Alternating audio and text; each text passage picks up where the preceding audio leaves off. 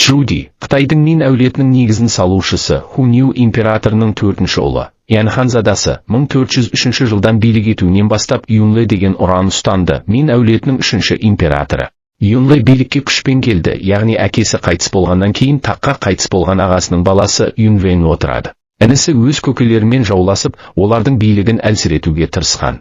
Чжуди негізінен Қытайдың солтүстік шығысы, қазіргі Бейжің аймақтарын кінәз ретінде басқарып отырған. Осында ол моңғолдарға төтеп беріп, солтүстік шекараны қорғап отырған. Соғыстарда өзін жақсы қолбасшы мен жауынгер ретінде көрсеткен Чжудидің беделі жақсы болды.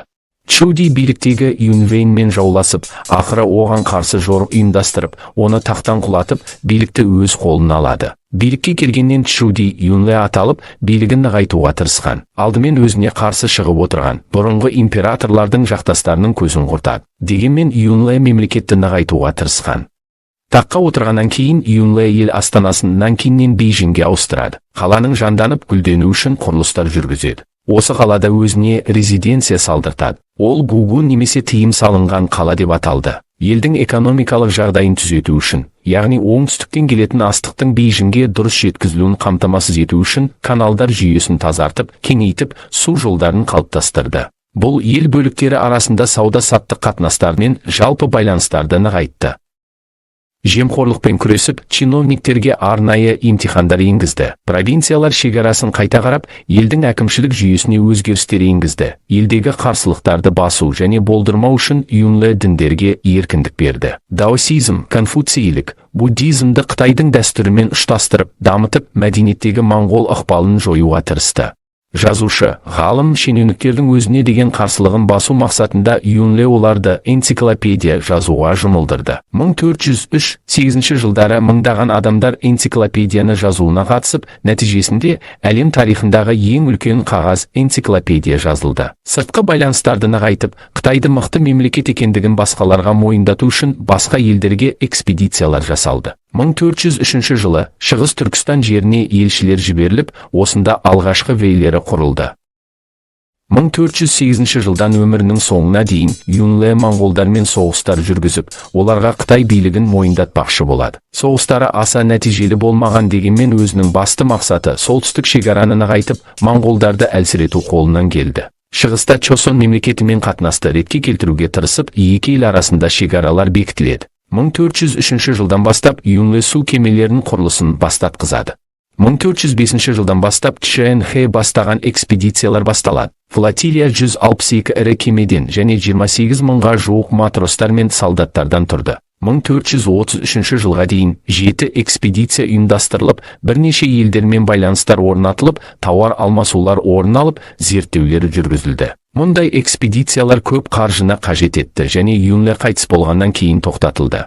Токугава Иеясу Мацудайра деген ұсақ феодалдар әулетінен шыққан. Иеясудың балалық шағы өзара феодалдық қырқысулар мен азаматтық соғыстар кезеңіне тап келеді. Императорлық билік әлсіз болған кезең еді. Балалық шағында аманат ретінде Имагава әулетіне беріледі. Сонда біраз тәрбиеленеді. Өсе келе феодалдық соғыстарға қатысып күш, тәжірибе жинайды.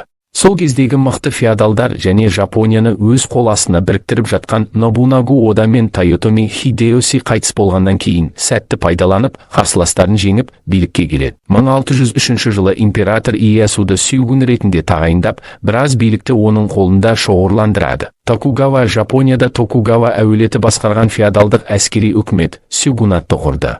Билікке келгеннен кейін Токугава даймелардың билігін әлсіретуге тырысты. Алдымен Эдо қаласында барлық құрылыстың жүргізілуіне даймеларды тарту туралы жарлық шығарады. Кейін 1616 жылы провинцияларда тек бір ғана қамал болуы керек туралы және даймелардың өз бетінше үйленуіне, жаңадан қамал салуына тыйым салатын жарғы шығарды. Бұл даймелардың күшейіп кетпеу үшін жасалды. Даймелардың әрекеттерін бақылауда ұстап, оларды реттеп отыру үшін арнайы сөсидай қызметі енгізілді. 1613 жылы ақсүйектердің жүріс-тұрысы мен әрекеттерін реттейтін заңдар шығарылды. 2 жылдан кейін император мен сарай қызметкерлерінің өмірін реттейтін заң шығарылды. Осылайша император билігін әлсіретті. Император жай ғана сән-салтанат символына айналып, көбіне діни рәсімдерге қатыстырылды.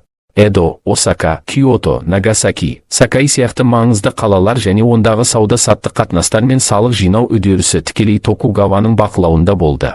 Маңызды және ірі қалаларда Токугава алтын және күміс ақшалар шығаратын орындар ашты. Бұл қаржы саясатын ретке келтіре бастады, себебі бұрын Қытай ақшалары қолданылатын. Токугава Си но Кёсио деп аталған сословийлік жүйенің, яғни бағыну жүйесін қатаң сақталуын талап етті. Сыртқы саясатта Иесу сауда-саттық байланыстарды орнатып отырды. Мысалы, 1609 жылы Хирадо аралында голландық, 1613 жылы ағылшындық факториялар ашылды.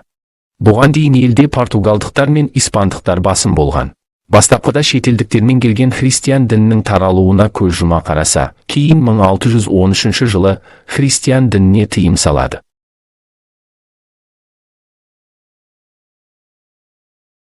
Батыс елдерінің абсолютті билеушілерімен салыстыратын болсақ, Юнле мен Токугаваның билігі күрделі саяси жүйеде қалыптасып жүргізілді. Юнленің билігі Қытайдың бюрократиялық құрылымдарымен шектелсе, Токугаваның билігі феодалдардың қолдауына байланысты болды. Бұл олардың абсолюттілігін төмендетті. Сонымен қатар Токугаваның қолында шынайы билік болғанымен елде символды императордың билігі сақталып келді. Еуропа билеушілері көбіне мемлекетті толық бақылауға алса, Юнле мен Токугава ықпалды топтардың пікірлері мен мүдделерін ескеруге мәжбүр болды. Осылайша екі билеуші де айтарлықтай билікке ие болғанымен, олардың билігі көптеген еуропалық монархтар сияқты абсолютті емес еді.